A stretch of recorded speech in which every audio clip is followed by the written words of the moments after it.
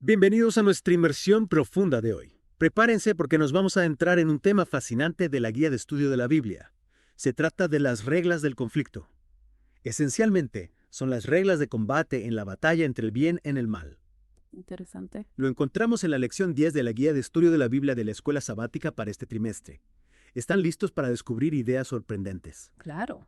Por ejemplo, ¿han considerado alguna vez que esos dioses de las antiguas civilizaciones que se veían como simples mitos paganos podrían ser entidades demoníacas? Es una perspectiva muy interesante. La Biblia en Deuteronomio 32.17 y 1 Corintios 10.20 nos da indicios de que detrás de esos dioses falsos estaban demonios.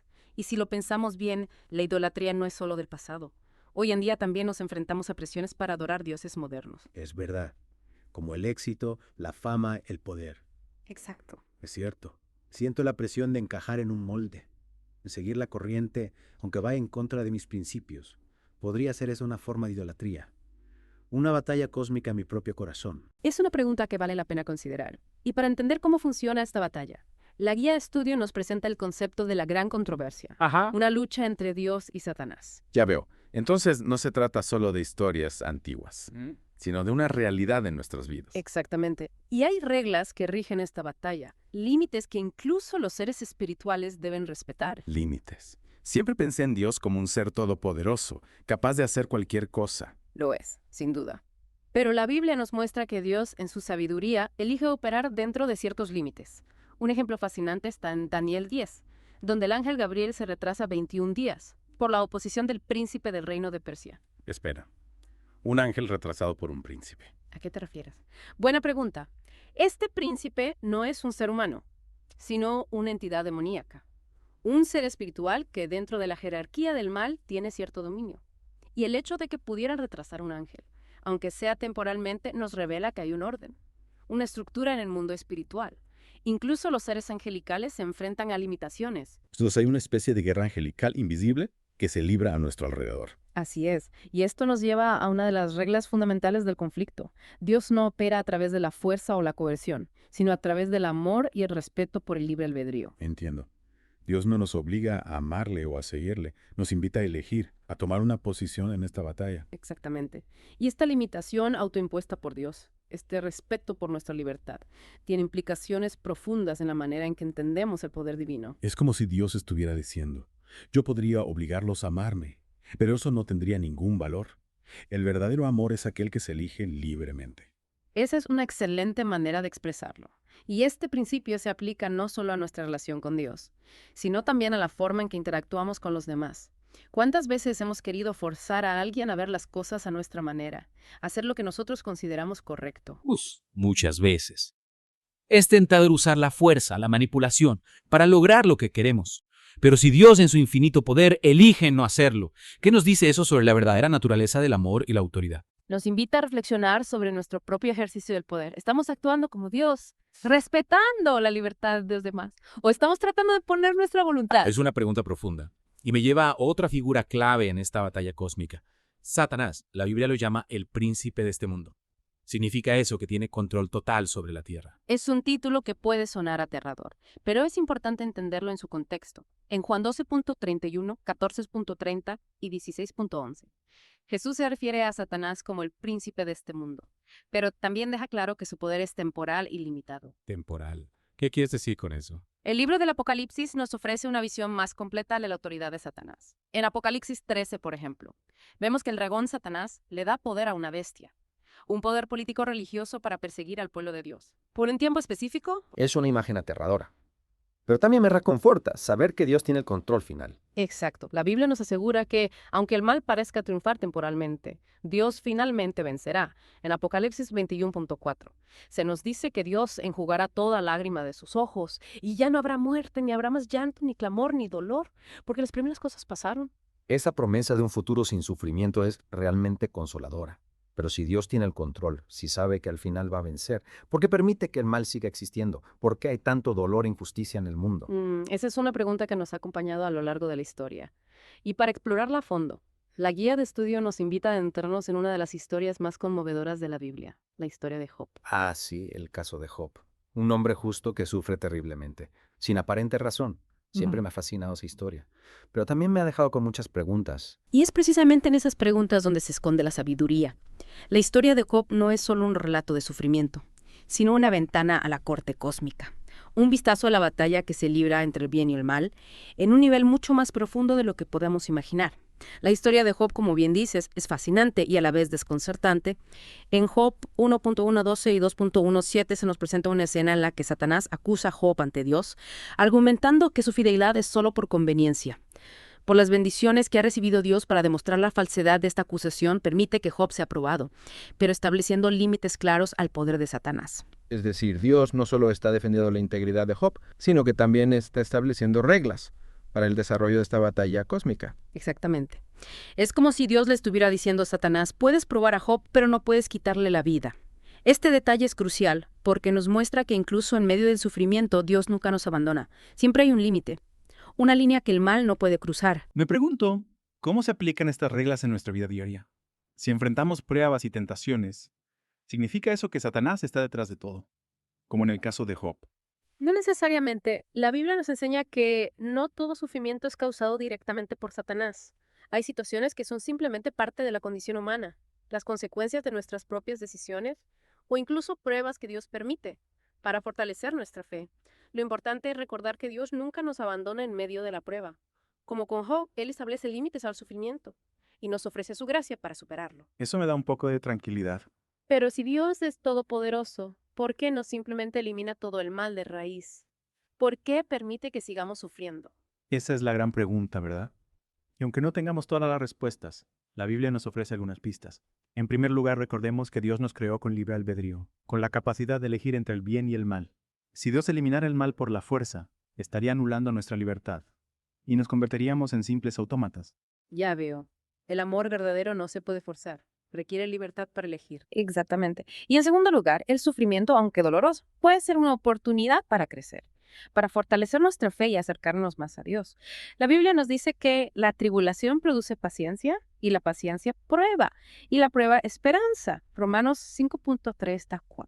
Entonces podríamos decir que el sufrimiento, aunque no lo comprendamos completamente, puede tener un propósito en el plan de Dios. Esa es una posibilidad que vale la pena considerar. La guía de estudio nos invita a ver el sufrimiento no solo como un castigo o una maldición, sino como una oportunidad para fortalecer nuestro carácter y acercarnos más a Dios. Me recuerda la historia del apóstol Pablo, quien sufrió persecuciones y aflicciones a lo largo de su ministerio, pero nunca perdió la fe. Exactamente. Y en 2 Corintios 12.9-10, Pablo escribe, y me ha dicho, bástate mi gracia, porque mi poder se perfecciona en la debilidad. Por tanto, de buena gana me gloriaré más bien en mis debilidades, para que repose sobre mí el poder de Cristo. Por lo cual, por amor a Cristo me gozo en las debilidades, en afrentas, en necesidades, en persecuciones, en angustias, porque cuando soy débil entonces soy fuerte. Es un pensamiento paradójico, pero a la vez poderoso. En nuestra debilidad podemos experimentar la fuerza de Dios de una manera más profunda. Y esto nos lleva a otro aspecto crucial de las reglas del conflicto, el papel de la fe y la oración en la batalla espiritual. La guía de estudio menciona algunos ejemplos, en los que el poder de Jesús parece estar limitado por la falta de fe, como en Marcos 6.5, donde se nos dice que no pudo hacer muchos milagros en su propia tierra, debido a la incredulidad de la gente. Es un concepto que siempre me ha intrigado. Está sugiriendo que la fe humana puede influir en la acción divina. Es una posibilidad que vale la pena explorar. La Biblia nos enseña que la fe es un elemento esencial en nuestra relación con Dios. Hebreos 11.6 dice, pero sin fe es imposible agradar a Dios, porque es necesario que el que se acerca a Dios crea que le hay y que es galardonador de los que le buscan. Entonces, si la fe es tan importante, podría ser que la falta de fe o la duda limite la capacidad de Dios para actuar en nuestras vidas. No se trata de que Dios sea incapaz de actuar, sino que elige respetar nuestra libertad de creer o no creer. La fe no es solo un sentimiento, sino una decisión consciente de confiar en Dios, incluso cuando las circunstancias son difíciles. Y es en esa confianza donde experimentamos su poder de una manera más plena. Me hace pensar en todas las veces que he orado con dudas, con incertidumbre. Estaré limitando la acción de Dios con mi falta de fe. La duda es parte de la experiencia humana. Lo importante es no dejar que nos paralice, sino que nos impulse a buscar a Dios con mayor fervor, a pedirle que fortalezca nuestra fe. Recuerda, la oración no es solo un monólogo, sino un diálogo con Dios. Él nos escucha, nos responde y nos guía en camino. Hablando de oración, la guía de estudio también menciona un ejemplo en el que Jesús enfatiza la importancia de la oración persistente. En Lucas 18.18, la parábola de la viuda persistente. Exacto. Esa parábola nos enseña que la oración no se trata solo de pedir una vez y esperar que Dios nos conceda lo que queremos. Se trata de perseverar en la oración, de buscar a Dios con insistencia, con la certeza de que Él nos escucha y responderá a su tiempo y a su manera. Es como si Dios nos estuviera invitando a ser socios en la batalla espiritual, a unir nuestras fuerzas con las suyas a través de la fe y la oración. Esa es una excelente manera de verlo. No somos simples espectadores en esta batalla cósmica. Somos participantes activos, llamados a luchar por la verdad, la justicia y la restauración de la creación. Y aunque la lucha pueda ser ardua, la Biblia nos asegura que la victoria final está en las manos de Dios. En Apocalipsis 21 se nos describe un futuro glorioso, donde el mal será erradicado para siempre, y Dios reinará con su pueblo en un nuevo cielo y una nueva tierra. Esa promesa de un futuro glorioso es la que nos sostiene en medio de las pruebas, la que nos da esperanza para seguir adelante, sabiendo que no estamos solos en esta batalla. Es un pensamiento consolador. Pero si la victoria final ya está asegurada, ¿cuál es nuestro papel en todo esto? ¿Por qué es importante que participemos en la lucha? Buena pregunta. Y creo que la respuesta se encuentra en la naturaleza misma de Dios. Si Dios es amor, entonces la batalla contra el mal no es solo una cuestión de poder, sino una lucha por la libertad, la justicia y la restauración de la creación. Y Dios nos invita a ser parte de esa obra redentora, a ser sus manos y sus pies en el mundo. Es un llamado a la acción, a no quedarnos pasivos ante el sufrimiento y la injusticia. Exactamente. Y cada acto de amor, cada gesto de compasión, cada oración sincera contribuye a la victoria final del bien sobre el mal. Me pregunto, ¿cómo se traduce esto en nuestra vida diaria? ¿Cuáles son las armas que podemos usar en esta batalla espiritual? La guía de estudio nos ofrece algunas claves importantes. En primer lugar, la Biblia es nuestra arma principal. En ella encontramos la verdad que nos libera del engaño del enemigo, la sabiduría para tomar decisiones correctas y la fuerza para resistir la tentación. ¿La Biblia es como un manual de estrategia para la batalla espiritual? Exactamente. Y, en segundo lugar, la oración es un arma poderosa. No se trata solo de pedir cosas a Dios, sino de entrar en comunión con Él, de fortalecer nuestra conexión con la fuente de todo poder y bondad. La oración es como una línea directa con el cuartel general, donde podemos recibir instrucciones, apoyo y ánimo para la batalla. Y por último, no olvidemos el poder de la comunidad. No estamos solos en esta lucha. La Iglesia, el cuerpo de Cristo, nos ofrece apoyo y aliento, y la oportunidad de unir nuestras fuerzas para luchar contra el mal. Es como un batallón de soldados luchando juntos por una causa común. La batalla cósmica es real, pero la victoria final está asegurada. Dios en su infinito amor y poder guiará a su pueblo hacia un futuro glorioso, donde el mal será erradicado para siempre. Es una visión inspiradora. Y con esa promesa grabada en nuestros corazones, me gustaría retomar un punto que mencionaste antes, la idea de que el sufrimiento puede tener un propósito en el plan de Dios. Si la vida de Job es un ejemplo de cómo Dios defiende nuestro carácter ante el universo, ¿qué dice nuestra propia vida sobre el carácter de Dios? Reflejamos su amor, su justicia, su misericordia en nuestras acciones y decisiones. Esa es una pregunta que debemos hacernos cada día. Y me lleva a otra pregunta. Si la fe y la oración pueden influir en el curso de los acontecimientos, ¿significa eso que somos actores importantes en esta lucha entre el bien y el mal?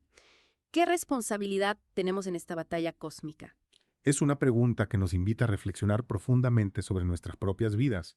Si cada decisión, cada acto de fe, cada oración puede inclinar la balanza en esta lucha cósmica, entonces nuestra responsabilidad es mucho mayor de lo que imaginamos. Es increíble pensar que nuestras decisiones, incluso las más pequeñas, pueden tener un impacto en esta batalla cósmica.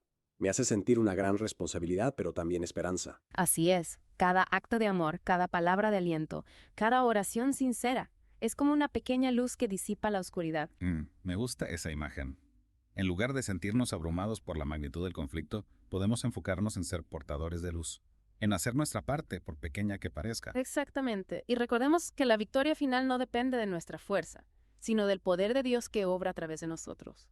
Como dice Pablo en Filipenses 4.13, todo lo puedo en Cristo que me fortalece. Esa es una verdad poderosa. No se trata de lo que nosotros podemos hacer, sino de lo que Dios puede hacer a través de nosotros. Y para que Dios pueda obrar en nosotros, necesitamos estar en sintonía con su voluntad, alineados con su plan. Y ahí es donde la guía de estudio nos ofrece una herramienta fundamental, el estudio de la Biblia. La Biblia como una brújula para guiarnos. Exactamente. En la Biblia encontramos las instrucciones de Dios, los principios que nos ayudan a discernir el bien del mal, y las promesas que nos sostienen. Y también ejemplos de hombres y mujeres valientes que lucharon en la batalla espiritual. Por supuesto, pensemos en personajes como David, que enfrentó a Goliat, o en Esther, que arriesgó su vida para salvar a su pueblo, o en Pablo, que soportó persecuciones. Sus historias nos animan a no rendirnos, a seguir luchando, a confiar en el poder de Dios. Esos ejemplos nos recuerdan que no estamos solos. A lo largo de la historia, Dios ha levantado hombres y mujeres valientes, y nosotros también podemos ser parte de esa historia. Así es, cada uno de nosotros tiene un papel, y la guía de estudio nos invita a descubrirlo, a poner nuestros dones y talentos al servicio de Dios. Me pregunto, al final de esta inmersión profunda en las reglas del conflicto, ¿cuál sería el mensaje clave? Creo que el mensaje central es, la batalla cósmica es real, pero no tenemos por qué vivir con miedo. Dios está al mando, y la victoria final está asegurada. Nuestro papel es confiar en Él, obedecer sus mandamientos y ser portadores de luz. Amén a eso. Y con esa poderosa declaración de esperanza, concluimos nuestra inmersión profunda en las reglas del conflicto. Esperamos que este viaje les haya brindado una nueva perspectiva y los haya animado a luchar con valentía y fe. Gracias por acompañarnos. Y recuerden, no están solos. Dios está con ustedes. Y su amor es más fuerte que cualquier fuerza del mal.